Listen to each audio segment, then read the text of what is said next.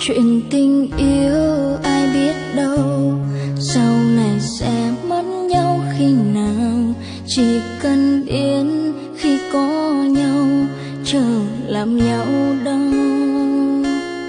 Tìm được nhau quá khó khăn nhưng buông bỏ thì dễ dàng.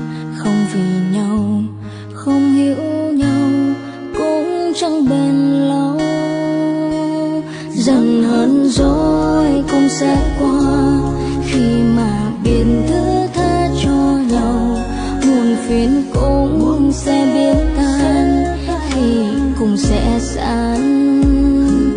Dù đôi khi phải cách xa, nhưng trong tim mình thật thà. Chỉ cần ta nghĩ về nhau, vững tin vào nhau. Nếu anh là ngọn núi cao, em xin nguyện là những đám mây, để một đời được ấp em che chở cho anh.